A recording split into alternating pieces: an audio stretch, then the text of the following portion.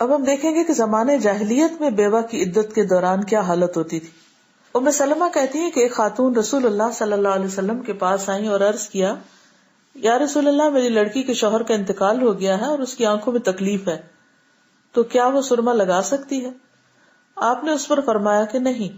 2-3 مرتبہ پوچھنے پر بھی آپ نے ہر مرتبہ یہی فرمایا کہ نہیں. پھر رسول اللہ صلی اللہ علیہ وسلم نے فرمایا کہ یہ شرعی عدت 4 مہینے اور 10 دن کی ہے. جاہلیت میں تو تمہیں سال بھر تک مینگنی پھینکنی پڑتی تھی، پھر عدت سے باہر ہوتی تھی. یعنی جاہلیت کی عدت سال تھی. راوی کہتے ہیں کہ میں نے زینب بنت ام سلمہ رضی اللہ عنہا سے پوچھا کہ اس کا کیا مطلب ہے کہ سال بھر تک مینگنی پھینکنی پڑتی. انہوں نے فرمایا کہ زمانہ جاہلیت میں جب کسی عورت کا شوہر مر جاتا تو وہ ایک نہایت تنگ و تاریک کوٹھڑی میں داخل ہو جاتی. یہ میں نے دیکھا تھا، ہمارے جو ناردرن علاقے ہیں وہاں پر کافرستان ایک جگہ ہے، اس کا ایک اور نام بھی ہے کیلاش، بالکل وادی کیلاش. تو میرا وہاں پر جانا ہوا تھا ایک بار، اور وہاں میں نے دیکھا کہ جن خواتین کو پیریڈز ہوتے ہیں یا ان کے بچے پیدا ہوتے ہیں وہ گھر میں نہیں رہ سکتی. تو انہوں نے عورتوں کے لیے ایک الگ ہی جگہ بنائی ہوئی تھی کہ جس میں صرف عورتیں اور بچے تھے. یعنی آپ یوں سمجھے کہ جیسے آپ الہدا کے یہ ہال میں بیٹھے ہیں اور دن رات یہاں رہنا بیٹھنا پڑے تو پھر حال کیا ہو. تو ان کا بھی کچھ حال ایسا ہی تھا. آپ تو ماشاءاللہ آتے ہیں صبح تیار ہو کر، صاف ستھرے ہو کر، اور پھر گھر چلے جاتے ہیں، لیکن ان خواتین کے دن رات وہاں گزرتے جیسے کوئی اچھوت مخلوق ہوتی ہے. دور جاہلیت میں عورت کو نہایت تنگ و تاریک کوٹھری میں داخل کر دیا جاتا، سب سے برے کپڑے پہنتی، خوشبو کا استعمال چھوڑ دیتی، یہاں تک کہ اسی حالت میں 1 سال گزر جاتا. پھر کسی چوپائے، گدھے یا بکری یا پرندے کو اس کے پاس لایا جاتا اور وہ عدت سے باہر آنے کے لیے اس پر ہاتھ پھیرتی. ایسا کم ہوتا کہ وہ کسی جانور پر ہاتھ پھیر دے اور وہ مر نہ جائے. اس کے بعد وہ نکالی جاتی اور اسے مینگنی دی جاتی، یعنی جانور کی، اونٹ وغیرہ کی جیسے، جس سے وہ پھینکتی. یعنی کتنی گندی حرکت ہے، غلیظ حرکت، کہ اس کے ہاتھ میں گندگی رکھی جاتی جس سے وہ پھینکتی. اس کے بعد اب وہ خوشبو وغیرہ کوئی بھی چیز استعمال کر سکتی تھی. اس قسم کی بےہودہ رسمیں تھی اس دور میں، یعنی دور جاہلیت میں، اسلام سے پہلے. اس بارے میں آپ کچھ کہنا چاہیں؟ بس عدت کی بات ختم ہوئی، اب اس کے بعد بیوہ کا خیال رکھنا اور بیوہ کے لیے بھاگ دوڑ اور بیوہ کی ضروریات پوری کرنا، یہ کتنی بڑی نیکی کا کام ہے. اس پر انشاءاللہ پھر بات کریں گے. اگر یہاں تک عدت کے بارے میں کسی کے ذہن میں کوئی سوال ہے تو وہ کر سکتے ہیں. استاذہ وہ تعلیم کے لیے جا سکتی ہیں جب ڈیورنگ عدت؟ جی، اس میں آپ دیکھیے کہ اگر تعلیم کسی ایسی جگہ، گھر کے قریبی جگہ ہے بالکل، اور پردے کی حالت میں وہ تھوڑی دیر کے لیے نکل کے جا کے سیکھ کے واپس آ جاتی ہے تو کوئی حرج نہیں، کیونکہ اس میں آپ دیکھ رہے ہیں نا کہ کھجور کاٹنے کی اجازت دی تھی. اگر جب وہ طلاق کی حالت میں تھی تو اس میں بھی اگر وہ نہیں سیکھتی تو کیا ہوگا، وہ پیچھے رہ جائے گی، اس کا وقت ضائع ہو جائے گا.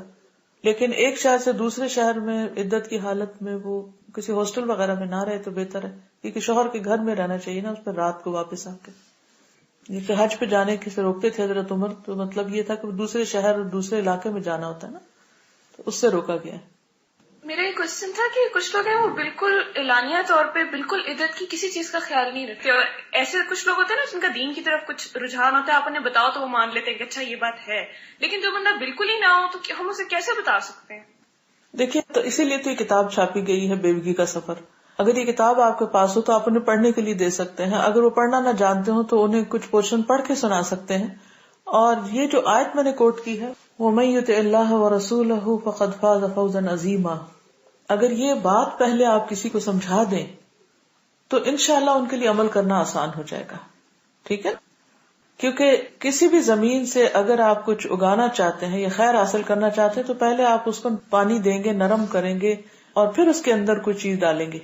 سخت زمین کے اوپر اگر کچھ ڈالیں گے بھی تو وہ بہہ جائے گا، ضائع ہو جائے گا. تو خیر کا، نیکی کا بیج ڈالنا ہے، کوئی حکم سنانا ہے تو ضروری ہے کہ پہلے ان کے دل کو نرم کریں. جی السلام علیکم استاذہ. وعلیکم السلام. استاذہ میرا یہ سوال ہے کہ ہم لوگ کے یہاں یہ ٹرینڈ ہے کہ آبائی جگہ پہ، آبائی گاؤں میں لے جایا جاتا ہے جب ڈیتھ ہو جاتی ہے اور وہاں پہ ان کو دفن کیا جاتا ہے، تو وہ ڈیفینیٹلی بیوہ بھی ساتھ میں جاتی ہے اور کچھ عرصہ وہاں رہتے ہیں سب لوگ گھر والے، اور اس کے بعد واپس آتے ہیں، تو وہ پھر ان کا کیا ہوگا؟ کہ یہ طریقہ ٹھیک نہیں ہے نا. آپ دیکھیں کتنی واضح حدیثیں ہیں کہ اسی گھر میں رہنا چاہیے جہاں شوہر کا انتقال ہوا ہے، اور وہاں سے اس کو نہیں نکلنا چاہیے. اور اس کے ساتھ ایک یہ بھی ہوتا ہے کہ بزرگ والدین ہیں تو وہ گاؤں میں ہی جیسے رہ رہے ہیں اور وہ اکیلے تھے دونوں. اس کے بعد باقی سب بچے جو ہیں وہ کہیں اور سیٹل ہیں, تو پھر اب وہ اکیلی تو نہیں رہ سکتی وہاں پہ. جی اب اس میں یہ کرنا چاہیے کہ خاندان کے لوگوں کو باری باری اپنا وقت مقرر کر لینا چاہیے. 2 ہفتے ایک جا کے رہ لے, 2 ہفتے کوئی اور رہ لے, اس طرح وہ عدت پوری کروا دینی چاہیے اس کی اسی گھر میں. اگر بہت ہی کوئی مجبوری ہو کہ کسی وجہ سے کوئی بھی آنے کے قابل نہ ہو, تو پھر اسلام نے یہ تو نہیں کہا کہ ایک عورت یا بوڑھے والدین کو اس طرح بالکل تنہا چھوڑ دیا جائے اگر وہ خود کو مینج نہیں کر سکتے. اگر کوئی بھی شکل ہے, اگر ہمسائے اچھے ہیں یا کوئی بھی صورت ہے, تو افضل یہی ہے. کیونکہ آپ دیکھیں نا ان حدیث میں کتنے واضح طور پر بتایا گیا ہے کہ نبی صلی اللہ علیہ وسلم نے ابو سعید خدری کی جو بہن تھی ان کو اپنے میکے جانے سے منع کر دیا.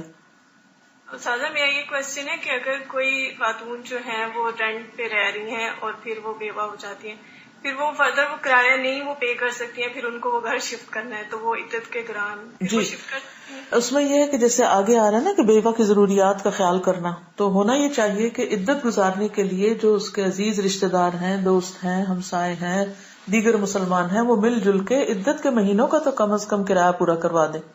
یعنی یہ مسائل جو ہیں صرف فتوے سے حل نہیں ہوں گے یا صرف ایک چیز کو سامنے رکھ کے نہیں ہوں گے, بلکہ دوسرے جو امور ہیں اس سلسلے کے ان کا بھی خیال رکھنا ضروری. جی دوسرا میرا یہ کوشچن تھا کہ اگر کوئی طلاق یافتہ ہے اور وہ عدت میں ہے, جبکہ وہ لا علمی کی وجہ سے وہ ایک جگہ سے دوسری جگہ آ گئی ہے, مطلب ایک شہر سے دوسرے شہر میں, بس جو ہو گیا سو ہو گیا, اب واپس تو گھر نہیں دوبارہ سیٹ کیا جائے گا اس کے لیے, بس توبہ کر لینی چاہیے.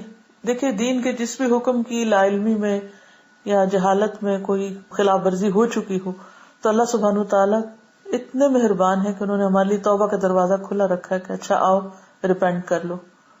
ریسنٹلی میری نانا کی ڈیتھ ہوئی تھی عمرے کے دوران, تو میری نانی جو ہے وہ, حالانکہ میرے ماموں وہاں پہ رہتے ہیں, لیکن اس کے باوجود وہ ادھر واپس آ گئی ہیں.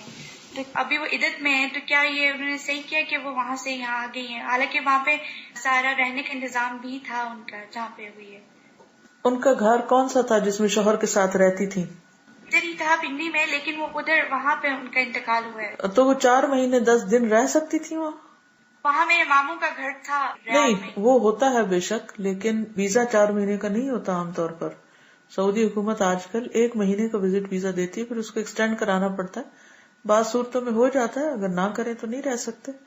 تو کسی ملک کے پھر قوانین کو بھی مد نظر رکھنا پڑتا ہے. تو وہ تو ایک ٹیمپریری حالت میں تھی نا, سفر میں, لیکن شوہر کے ساتھ جس گھر میں رہتی تھی وہاں پر ہی رہنا زیادہ بہتر ہے. یعنی ماموں کا گھر تو شوہر کا گھر نہیں ہے نا, ٹھیک ہے نا, تو بیٹے کا گھر ہے.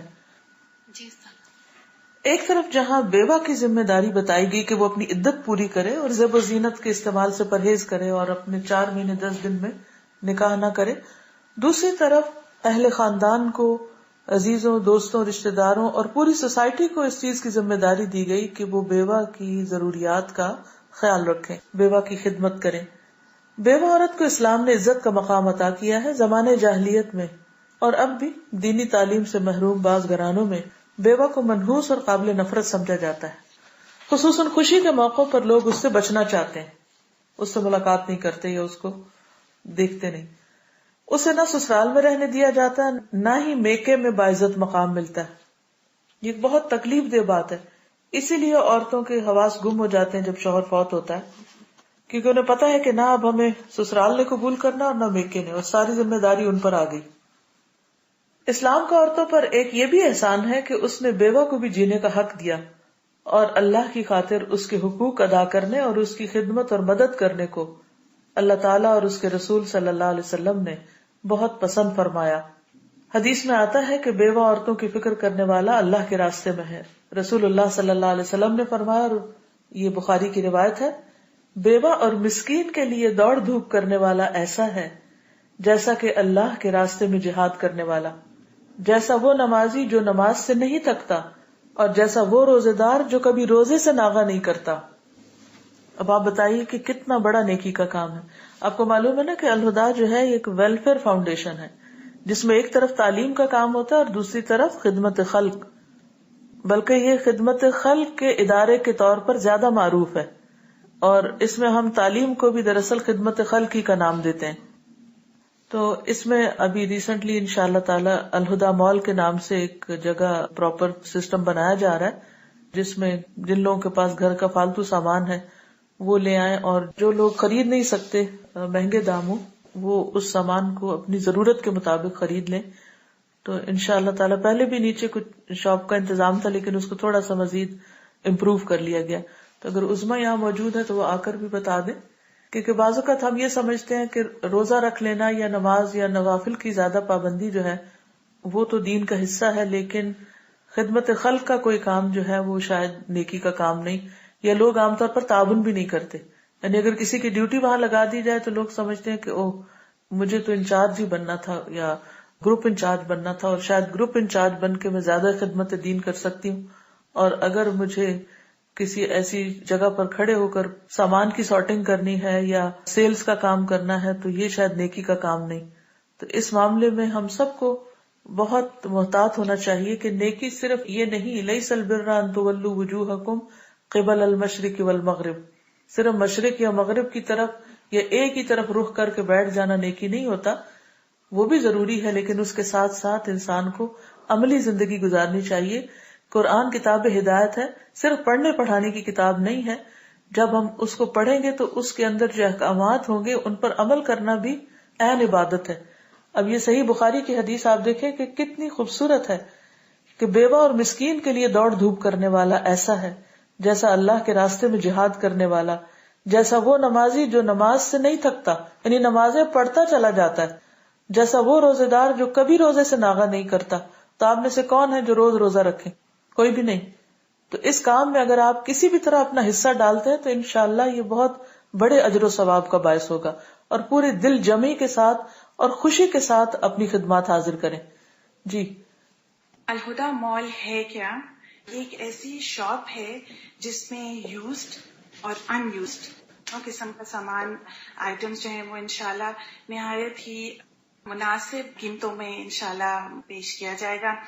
بیسکلی اس کا مقصد کیا ہے کہ الہدا سٹاف اور اسٹوڈنٹس کو فیسیلیٹ کرنا ہے. قرآن میں ویسے بھی سورہ بقرہ میں آپ پڑھ چکے ہیں کہ آتا ہے نا کہ وَيَسْأَلُونَكَ مَاذَا يُنْفِقُونَ قُلِ الْعَفْوَ، کہ نبی صلی اللہ علیہ وسلم سے پوچھا جاتا تھا کہ ہم کیا خرچ کریں، تو کیا اس کا جواب دیا گیا کہ ضرورت سے زائد. اور اگر ہم اپنے گھروں میں دیکھیں تو ہمارے پاس بہت سا ایسا سامان ہے جو ضرورت سے زائد ہے. اور ایک میگزین تھا جس میں پڑھ رہی تھی کہ اس میں انہوں نے آرگنائزیشن کے اصول بتائے ہوئے تھے، اور اس میں یہ تھا کہ کوئی بھی ایسی چیز جو 1 سال سے زیادہ آپ کے استعمال میں نہیں آئی وہ ضرورت سے زائد ہے. تو اب اس کا طریقہ کار کیا ہوگا شاپ کا؟ وہ یہ ہے کہ ضرورت سے زائد سامان جو بھی ہے وہ آپ لا کے یہاں پہ ڈونیشن کی صورت میں پیش کریں گے، اور آپ کے جو استعمال کا سامان ہے وہ آپ اس شاپ میں سے، پھر یہ ہے کہ سامان کس قسم کا ہو، کون سا سامان آپ دے سکتے ہیں. پہلی بات تو یہ کہ ایک صاف ستھرا سامان ہو، اچھی صورت میں ہو اور اچھی حالت میں ہو، نائسلی پریزنٹڈ ہو. اس کے لیے میں تھوڑا سا آپ کو اگزامپل دے سکتی ہوں کہ کینیڈا سے ہمیں ڈونیشن آیا ہے. میں آپ کو اس کی پیکنگ دکھاتی ہوں کہ ماشاءاللہ ان لوگوں نے کس قسم سے پیکنگ کر کے بھیجی ہے. یہ چھوٹے بچوں کے کپڑے ہیں اور یہ مردوں کی شرٹ ہے، اور آپ دیکھیں کہ وہ لیبلڈ ہیں کہ کس سائز کے ہیں، یہ تک انہوں نے لیبل کر کے بھیجا ہے تاکہ آسانی رہے. یہ کسی عورت کے کپڑے ہیں، لارج سائز مینشنڈ ہے یہاں پر. تو ایک تو یہ ہے کہ وہ اچھی طریقے سے نائسلی پریزنٹڈ ہو، کیونکہ ہمیں نہیں پتا کہ اس کی کب باری آتی ہے سارٹنگ کے لیے. تو جب تک وہ پڑا ہو تو محفوظ طریقے یعنی اچھے طریقے سے سائڈ میں پڑا ہوا رہے. پھر یہ کہ آپ بڑے سامان میں فرنیچر بھی ہو سکتا ہے، الیکٹرانکس ہو سکتے ہیں، رگز، کارپیٹ، قالین وغیرہ ہو سکتا ہے، اور چھوٹی چیزوں میں بچوں کے کپڑے ہو سکتے ہیں، ہینڈ بیگز، جوتے، کچن کے آئٹمس، اسٹیشنری کے آئٹمس، بکس، جو آپ کو پتہ ہے ٹوائز، ایسے جو بچے بالکل رول رہے ہوتے ہیں گھر میں، وہ چیزیں آپ ڈونیٹ کر سکتے ہیں. اور اس کے علاوہ ہینگرز، کیونکہ ظاہر بات ہے ان کو پریزنٹ کیا جائے گا تو اس کے لیے ہینگرز اگر کوئی فالتو آپ کے پاس گھر میں پڑے ہوئے تو وہ ہو سکتا ہے. پھر یہ کہ ڈونیشن دیا کہاں جائے گا، یہ ویسے تو یہ فلائرز ہیں جو پن بورڈ پہ بھی لگے ہیں اور ریسیپشن کے ایریا پہ اویلیبل ہیں. گیٹ نمبر 2 اس کے لیے منتخب کیا گیا ہے کہ گیٹ نمبر 2 پہ اگر آ کے ڈراپ کر دیا جائے تو سب سے اچھا ہے. اور ٹائمنگز کا تھوڑا دھیان رکھا جائے. جو شاپ ہے وہ ہر ویک ڈے میں منڈے ٹو سیٹرڈے 9 سے 5 انشاءاللہ کھلی ہوگی، اور وہی بہتر ٹائمنگز ہے جس میں آپ چیزوں کو آ کے ڈونیٹ بھی کر سکتے ہیں. اور سنڈے کے دن کو تھوڑا اوائڈ کیا جائے تو بہتر ہے. مگر یہ کہ اگر تھوڑا بگ سامان، فرنیچر یا کچھ اس طرح کا بہت ضروری سامان جو صرف سنڈے کو ہی دیا جا سکتا ہے، تو اس کے لیے یہ ای میل اور کانٹیکٹ نمبر بھی ہے، جس میں پہلے سے اگر آپ الہدا ویلفیئر ڈپارٹمنٹ کو رابطہ کر لیں تو بہتر ہوگا اگر بلک میں کوئی زیادہ بڑا سامان ہے. پھر یہ ہے کہ آپ دوسروں کو بھی، اوروں کو بھی بتا سکتے ہیں. یہ بھی صدقہ جاریہ ہوگا کہ آپ اپنی دو اور بہن بھائیوں، والدہ، خالہ، رشتہ دار، دوست وغیرہ اوروں کو بھی بتائیں. اور میرا خیال یہ چیز تو زیادہ جلدی اسپریڈ بھی ہو جاتی ہے. اور پھر یہ کہ خریدا کیا جا سکتا ہے، یہ سارا سامان جو ڈونیٹ ہوگا اس کو ہم پراپر زیادہ پریزنٹیبل شیپ میں اس کو شاپ میں لائیں گے. کہ مثلا اگر فرنیچر ہے وہ تھوڑا اچھی حالت میں نہیں ہے تو اس کو پالش کیا جا سکتا ہے، تو ہم کچھ لوگ بٹھا سکتے ہیں جو پالش. اس طرح آپ دیکھیں کہ ان لوگوں کی انکم بھی بن سکتی ہے جو لوگ بے روزگار بیٹھے ہوئے ہیں. اور پھر یہ سوال شاید آپ سب لوگوں کے ذہنوں میں آ رہا ہوگا کہ اس کی ارننگ کہاں جائے گی، جو یہ پیسہ اکٹھا ہوگا اس کی ارننگ کہاں جائے گی. ایک تو یہ کہ وہ ری انویسٹ کی جائے گی واپس، جو ہے سیلری جو شاپ کیپر ہے اس کے لیے، جو 2-4 چھوٹے کام کر رہے ہیں، فرنیچر کو ٹھیک کر رہے ہیں، ان کی تنخواہ وغیرہ کے لیے. جو آئٹمس ہمیں ریکوائرڈ ہیں، مثلا وہ جگہ، اس کا بل، اس ٹائپ کی چیزیں، اس میں ری انویسٹ کی جائے گی. مگر اس کا میجر پارٹ سوشل ویلفیئر کے کاموں میں. اور الحمدللہ بہترین موقع تھا یہ بات بتانے کا کہ آپ لوگوں نے بیواؤں کے بارے میں پڑھا، تو خاص طور پہ استاذہ کا یہ تھا کہ یتیموں اور بیواؤں پہ یہ پیسہ خرچ کیا جائے. تو اس کے لیے انشاءاللہ یہ استعمال ہوگا. کوئی سجیشن ہو، کوئی کوشچن ہو، کچھ بھی ہو، وہ آپ ای میل اور فون ہے اس میں آپ ہم سے رابطہ کر سکتے ہیں. اللہ تعالیٰ اس کام میں بہت زیادہ برکت دے، اور جو بھی حصہ ڈالے ان سب کو اس اجر میں شریک کرے کہ ایسا نمازی جو کبھی نماز سے تھکتا نہیں، اور ایسا روزے دار جو کبھی روزے سے تھکتا نہیں. لیکن اس موقع پر میں سب سے یہ گزارش بھی کروں گی کہ غیر ضروری چیزیں خریدنے سے پرہیز کیجیے. ایسا نہ ہو کہ کچھ لوگ اپنے گھروں کا سامان نکالیں اور کچھ لوگ لے کے سستے داموں بھر لیں. اس میں اور لوگوں کو جو الہدا میں نہیں ہیں ان کو بھی آپ یہ ترغیب دے سکتے ہیں کہ وہ یہاں پر آئیں اور اس شاپ کو وزٹ کریں، تاکہ سامان بکتا بھی جائے اور ساتھ ساتھ اور آتا جائے. لیکن اس سے پرہیز کریں کہ آپ اس کو الگ بزنس بنا لیں کہ یہاں سے سستے داموں چیزیں خرید کے باہر جا کے کہیں بیچیں. خدا کے لیے یہ کسی بھی قسم کی کوئی ہڈن ایسی چیز کہ جس سے ہم اپنی ذات کا فائدہ اٹھانا چاہیں اس سے پرہیز کریں، کیونکہ یہ اللہ کا مال ہے. لوگ اگر اللہ کے راستے میں دے رہے ہیں تو اللہ ہی کے راستے میں اس کو استعمال ہونا چاہیے، ذاتی مفاد کے لیے نہیں. ہاں اگر کوئی چیز بک رہی ہے اور آپ کو ضرورت ہے تو آپ ضرور خرید لیں، کیونکہ آپ خریدیں گے تو تبھی پیسے جمع ہوں گے نا، اور پیسے جمع ہوں گے تو غریبوں، بیواؤں، یتیموں تک پہنچیں گے انشاءاللہ. تو اس کے لیے ہم سب اپنی چیزوں میں سے کم از کم اگر ہر شخص صرف ایک چیز دینے کا اور ایک چیز خریدنے کا ذمہ لے لے، مثلا اگر ایک پین ہے آپ کے پاس فالتو تو وہ دے دیں، اور دوسرا کوئی ایک پین خرید لے، تو انشاءاللہ آپ بھی اس لوپ میں آ جائیں گے، آپ کا بھی حصہ اس میں شامل ہو جائے گا. تو اسی طرح باقی یہ کہ انشاءاللہ یہاں سے ہم اور بھی سامان بھیجیں گے، اور دنیا بھر سے سامان آ سکتا ہے. لیکن کوئی ایک دن ایسا بھی رکھ لیں کہ جس میں عام پبلک کو بھی دعوت دے دیں، یعنی خواتین کو، اور ان لوگوں کو اس دن درس میں بھی شریک کر سکتے ہیں. مثلا سیٹرڈے کا دن ہم رکھ سکتے ہیں، اور اس دن یہ ہے کہ چونکہ چھٹی ہوتی ہے، کچھ لوگ ہاسٹل سے گھر جا رہے ہوتے ہیں تو خرید کے گھروں کو بھی لے جا سکتے ہیں، اور واپسی پہ کچھ لا بھی سکتے ہیں. یعنی صرف لے جانے والے نہ بنے، لانے والے بھی بنے.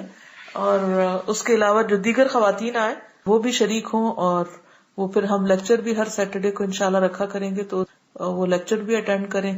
یہ اوپن سیشن آپ کی دوستیں جو آپ نے پچھلے ہفتے بات کی تھی کہ ان کو بھی لانا ہے، ان کو بھی لے آئیں. اور ان سب چیزوں کو لکھ لیا جائے اور باقاعدہ شاپ کے باہر بھی لگا لیا جائے کن چیزوں کا ہمیں خیال کرنا ہے. یہ حدیث بھی آپ لکھ سکتے ہیں. ایک اور چیز یہ کہ ہمیں اپنی ذات سے شروع کرنا ہے. رسول اللہ صلی اللہ علیہ وسلم جو بھی حکم دیتے تھے سب سے پہلے وہ خود کر کے دکھاتے تھے. آپ کو معلوم ہے کہ حضرت خدیجہ نے جو آپ کی گواہی دی تھی وہ کیا تھی کہ آپ جو ضرورت مند لوگ ہیں ان کو کما کر دیتے ہیں. یعنی یہ آپ کا نبوت سے پہلے کا عمل تھا، جب ابھی کوئی وحی نازل نہیں تھی، فطرت پر تھے آپ، تو خاندان کے بیواؤں یتیموں کے لیے مال کما کے ان کی ضروریات پوری کرتے تھے. اور حضرت عبداللہ بن ابی اوفا فرماتے کہ رسول کریم صلی اللہ علیہ وسلم کثرت سے اللہ کا ذکر کرتے، لا یعنی گفتگو نہ کرتے، نماز لمبی پڑھتے اور خطبہ مختصر دیتے، نیز بیواؤں اور مسکینوں کے ساتھ ان کی ضرورت پوری کرنے کے لیے جانے میں کوئی تکبر محسوس نہیں کرتے تھے، یعنی ان کی ضروریات پوری کرنے کے لیے خود آپ کوشش کرتے تھے. آپ سے بڑھ کر دین کی تعلیم دینے والا کون تھا اور آپ سے بڑھ کر مصروف کون تھا، لیکن اس کے باوجود اس شعبے کا آپ نے خیال رکھا کہ یہ بھی کرنے کا کام ہے. تو ہم سب کو بھی تعلیم کے کام کے ساتھ ساتھ یتیموں اور بیواؤں کے کام کا بھی خیال رکھنا چاہیے. چونکہ آج کل میں یہاں وزٹس کر رہی ہوں تو میں نے یہ سوچا کہ ہر روز یا جس دن آپ کے ساتھ کلاس ہوگی انشاءاللہ اس دن میں آپ کو یہاں کا کوئی چھوٹا موٹا واقعہ سنا دوں گی. یہاں پر کل میرا ایک جگہ پر درس تھا اور جا کر بہت ہی خوشی ہوئی. الحمدللہ درس جو ہوتا ہو گیا، لیکن بعد میں جو وہاں کے اسٹوڈینٹس تھے ان سے جب ملاقات ہوئی تو دل باغ باغ ہو گیا. اتنی ڈیڈیکیٹڈ خواتین اور اتنے اچھے لوگ. اور آپ کو معلوم ہے کہ یہ چراغ یعنی ویسے تو بہت سے لوگ کیسٹس وغیرہ سن رہے تھے اور وہاں پر یعنی کہ کام کر رہے تھے، لیکن ہماری ایک مسریال برانچ ہے وہاں سے ایک اسٹوڈینٹ گئی ہیں. انہوں نے جا کر جس طریقے سے خواتین کو جمع کیا اور جس طریقے سے کام آرگنائز کیا اور جس طرح ان کا خیال رکھا اور جس طرح ان کو سکھایا اور جس طرح ان کے اندر جذبہ پیدا کیا وہ بے مثال تھا. یعنی جیسے کہتے ہیں نا کہ اندر تک دل کی گہرائیوں میں جیسے خوشی ہوتی ہے انسان کو کام دیکھ کر، اور ان کے درمیان آپس کا اتفاق اور محبت اور ایک دوسرے کی کیئر امیزنگ. اور وہاں سے ان کے اسٹوڈینٹس میں سے ایک خاتون جو پچھلے 40 سال سے گورنمنٹ کے اسکول میں ایک کالج میں لوکل ایک کالج ہے وہاں پر وہ پڑھاتی ہیں انگلش.